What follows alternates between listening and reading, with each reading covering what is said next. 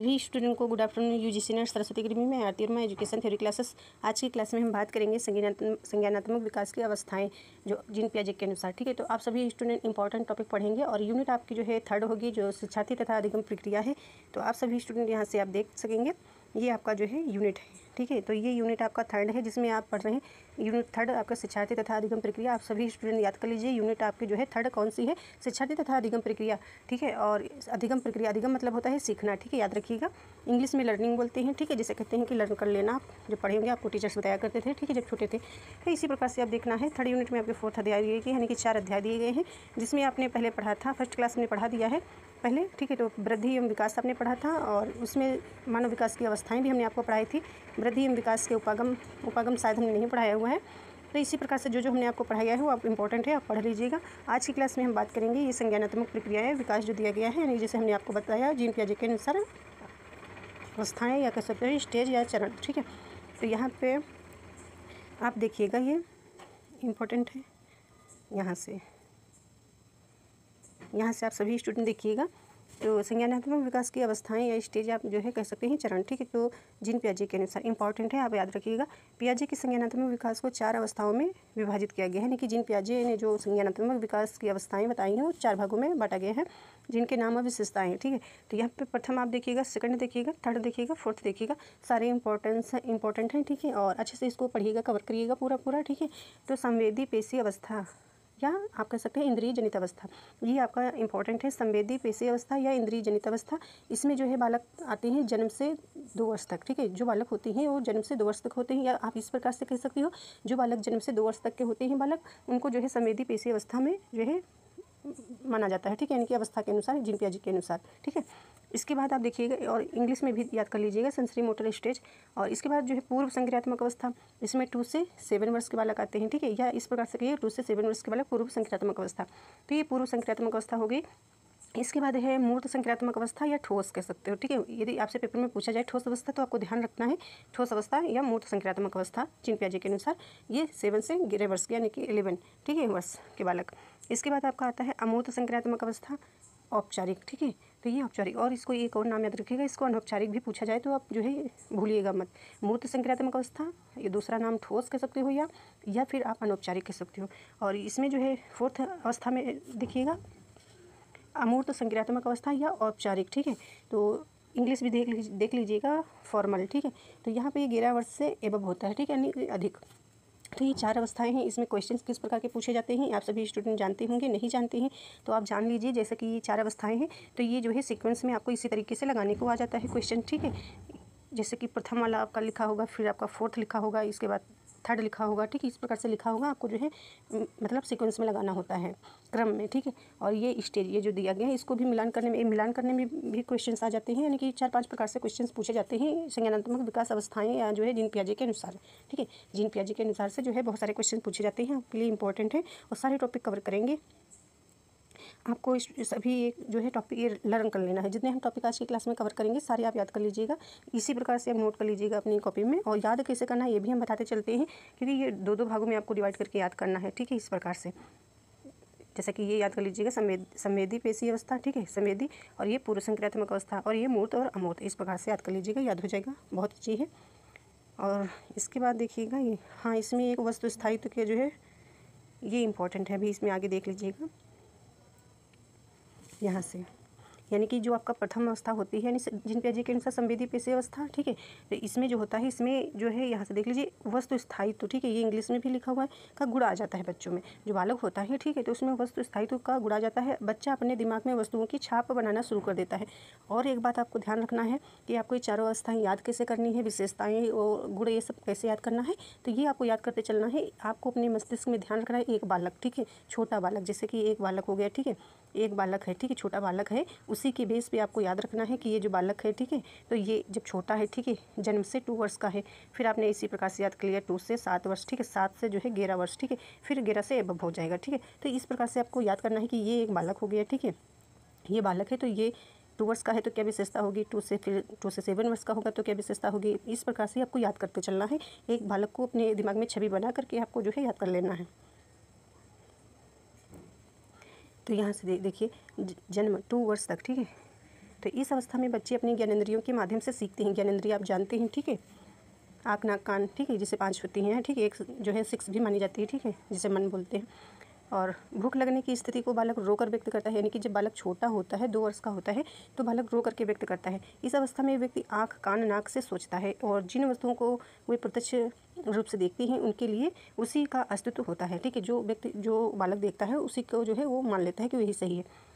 इस आयु में बालक की बुद्धि उसके कार्यों द्वारा व्यक्त होती है, यानी कि जब कहते हैं कि बालक 2 वर्ष का होता है, ठीक है, तो उसकी बुद्धि जो होती है, तो उसकी यहाँ से देखिए उनके कार्यों द्वारा जो बालक जिस प्रकार से कार्य करता है, तो आप समझते हैं कि बालक बहुत बुद्धिमान है। यानी कि हर माँ कहती है मेरा बेटा बहुत तेज़ है, बहुत तेज़ है, आपने सुना ही होगा, आप सभी स्टूडेंट जानते हैं, ठीक है।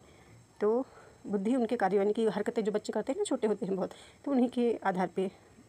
उदाहरण के लिए जैसे कि चादर पर बैठा शिशु चादर पर थोड़ी दूर स्थित खिलौने को प्राप्त करने के लिए चादर को खींच कर खिलौना प्राप्त करता है। जैसे कि ये बालक हो गया, ठीक है, बालक हो गया और चादर पर खिलौना पड़ा हुआ है, ठीक है, बेड पे या कह सकते हो कहीं भी, ठीक है, फर्श पे पड़ा हुआ है और चादर बिछी हुई, चादर के ऊपर जो है खिलौना है। अब बालक क्या करता है, चादर को खींच करके खिलौने को प्राप्त कर लेता है। इस प्रकार से समझ सकते हो। इसके बाद यहाँ पर आप देख सकते हैं ये जो दिया गया अगला पॉइंट है, इस तरह यह अवस्था अनुकरण, यानी कि अनुकरण, ठीक है, स्मृति और मानसिक निरूपण से संबंधित होती है, ठीक है।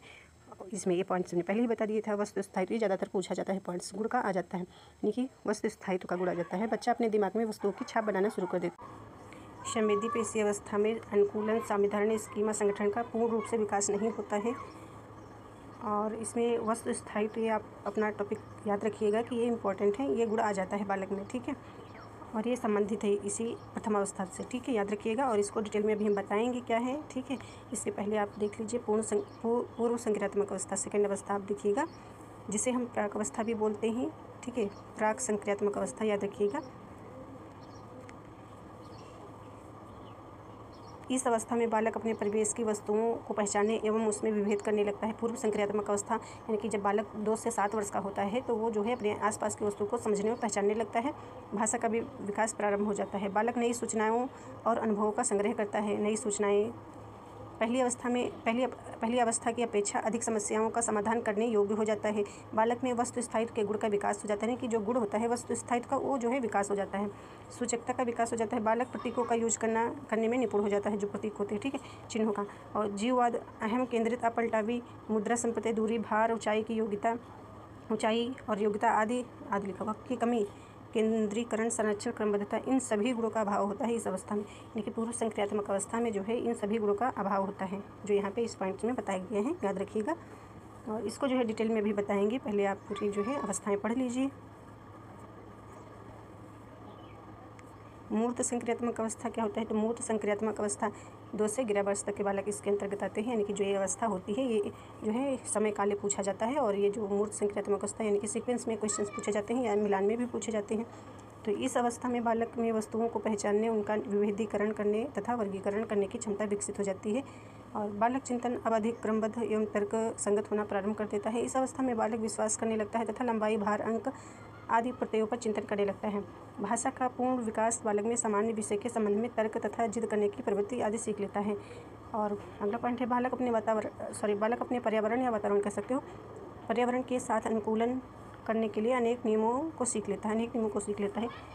इस अवस्था में अपलटावी, जीववाद, मुद्रा, भार, संरक्षण, क्रमबद्धता की योग्यता आदि कंसेप्ट का गुण आ जाता है। तो थर्ड अवस्था में आपको याद रखना है कि जीन पियाजे के अनुसार जो संज्ञानात्मक विकास की अवस्था है, यदि आपसे क्वेश्चन में पूछा जाता है अपलटावी, जीववाद, मुद्रा, भार, संरक्षण, क्रमबद्धता की योग्यता किस जो है अवस्था में ये विकसित हो जाती है, मतलब जो, ठीक है, यानी कि विकास, तो आपको बताना है कि थर्ड अवस्था में, सेकंड में नहीं होता है, ठीक है, गुण का विकास नहीं हो पाता है, थर्ड अवस्था में जो है विकास हो पाता है गुण का, ये ध्यान रखना है। इसके बाद आपका फोर्थ अवस्था आती है, इसमें देखिएगा औपचारिक या अमूर्त संक्रियात्मक अवस्था।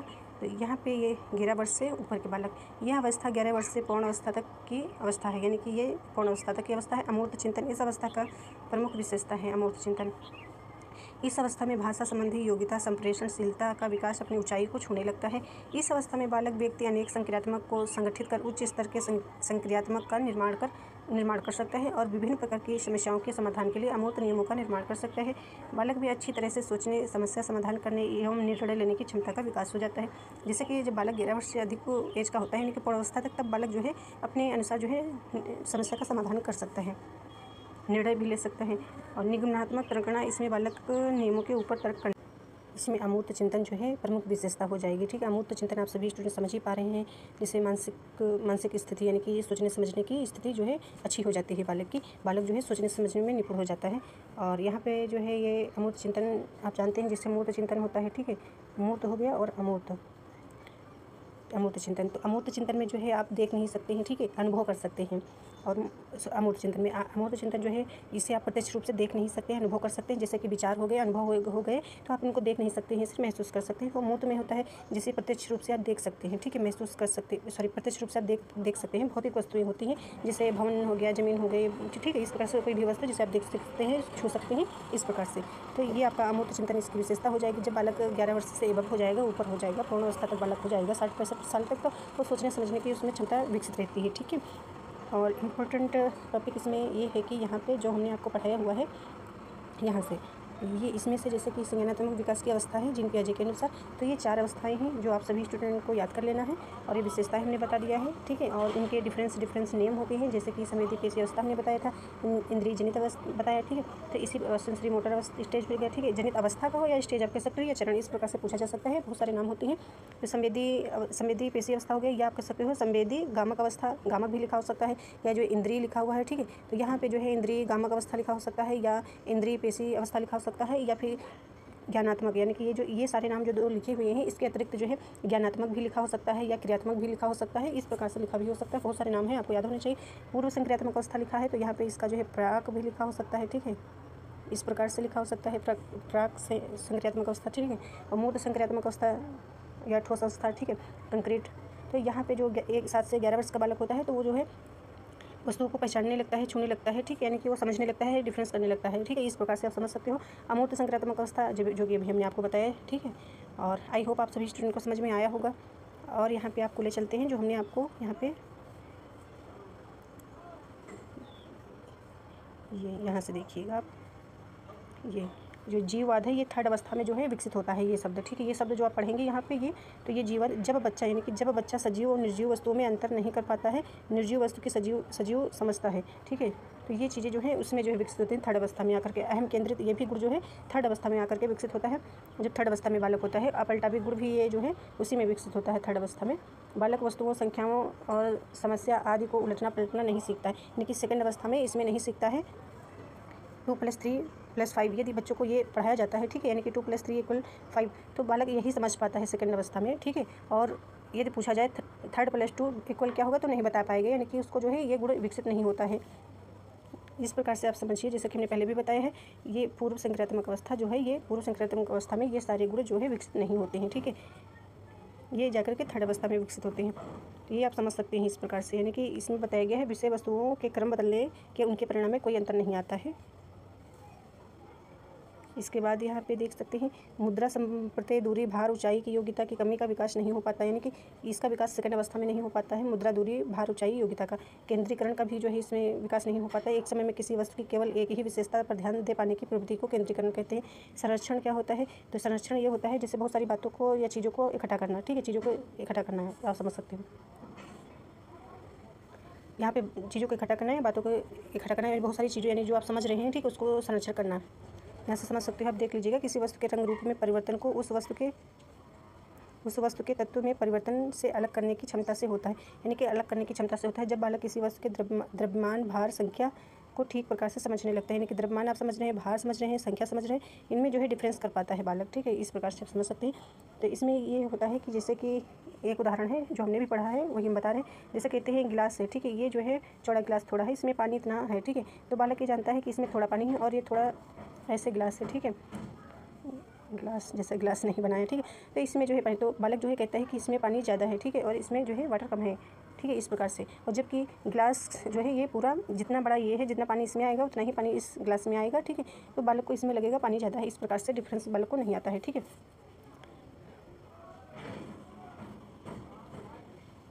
यह संख्या लिखा हुआ है तो संख्या का उदाहरण ले सकते हैं, भार का भी उदाहरण ले सकते हैं, कोई भी उदाहरण आप ले सकते हैं। और क्रमबद्धता ये आपका हो जाएगा, यहाँ पे देख सकते हो, बालक वस्तुओं, तथ्यों को उनके आकार में रखना नहीं सीख पाता है।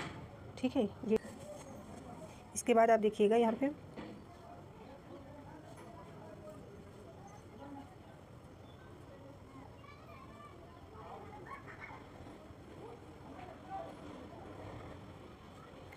जीन पियाजे का संज्ञानात्मक विकास का सिद्धांत, जो सिद्धांत आप पढ़ेंगे, संज्ञानात्मक विकास के अन्य नाम होता है संज्ञान होता है, संज्ञानात्मक होता है। जीन पियाजे स्विट्जरलैंड के एक मनोवैज्ञानिक थे। पियाजे के संज्ञानात्मक विकास सिद्धांत को बौद्धिक विकास का सिद्धांत भी कहा जाता है। तो संज्ञानात्मक विकास जो होता है सिद्धांत, इसको जो है बौद्धिक विकास का सिद्धांत भी बोला जाता है। और बालकों में बुद्धि का विकास किस प्रकार से होता है, यह जानने के लिए उन्होंने अपने स्वयं के बच्चों को अपनी खोज का विषय बनाया। हमने आपको पढ़ा ही दिया था, ठीक है, इसके बारे में हमने आपको पढ़ाया था। और बच्चे जैसे जैसे बड़े होते गए उनके मानसिक विकास संबंधी क्रियाओं का वे बड़ी गहनता से अध्ययन करते रहे। इस अध्ययन के परिणामस्वरूप उन्होंने जिन विचारों का प्रतिपादन किया है उन्हें पियाजे के मानसिक विकास या संज्ञानात्मक विकास के नाम से जाना जाता है। अब यहाँ पे देखिएगा, संज्ञानात्मक विकास का तात्पर्य बच्चों के सीखने और सूचनाएं एकत्रित करने के तरीके से होता है। इसमें अवधान में वृद्धि, प्रत्यक्षीकरण, भाषा, चिंतन, स्मरण शक्ति और तर्क शामिल होता है। स्कीमा क्या होता है, स्कीमा पढ़ेंगे, स्कीम्स पढ़ेंगे। और यहाँ पे आप देखिएगा स्कीमा क्या होता है और स्कीम्स क्या होता है, ये हम आपको बताएंगे। तो स्कीमा क्या होता है, ये आपका जो होता है विचारात्मक होता है, ठीक है, याद रखिएगा, ये आपका विचारात्मक होता है, ये विचारात्मक होता है। ये आपका जो होता है ये क्रियात्मक होता है, ठीक है, ये क्रियात्मक होता है, याद रखिएगा। और यहाँ पे 2 पॉइंट्स और याद रखने हैं। ये विचारात्मक हो गया स्कीमा, और स्कीमा इससे जो है ये स्कीमा जो होता है मानसिक स्थिति से संबंधित है, ठीक है, यानी कि ये गुणात्मक होता है, ठीक है। इससे जो है स्कीमा जो हो गया आपका, तो जो आपका आइडिया होता है यानी कि विचार और समझ का आधार होता है। जैसे कि जो जानकारी होती है हमारे मस्तिष्क में, ठीक है, जो जानकारी होती है वो एक पैकेट के रूप में एकत्रित होती है। तो बालक में जो है जानकारी जो होती है, बालक या आप कह सकते हो बालक या मानव मस्तिष्क में, ठीक है, मानव मस्तिष्क में जो जानकारी होती है वो उसे हम जो है पैकेट कहते हैं, या जो है फाइल फोल्डर के रूप में एकत्रित होती है, कह सकते हो। तो ये आपका जो है स्कीमा होता है, उसी को हम स्कीमा बोलते हैं। मानव मस्तिष्क में जो जानकारियाँ होती हैं उसी को स्कीमा बोला जाता है। और ये क्रियात्मक, जैसे क्रियात्मक कहते हैं तो जैसे कि आइडिया और यानी कि जो विचार हो गया, आइडिया और समझ के आधार पे जो कार्य किया जाता है, ठीक है, यानी कि समझ स्कीमा के आधार पे जो हम कार्य करते हैं उसी को स्कीम्स कहते हैं।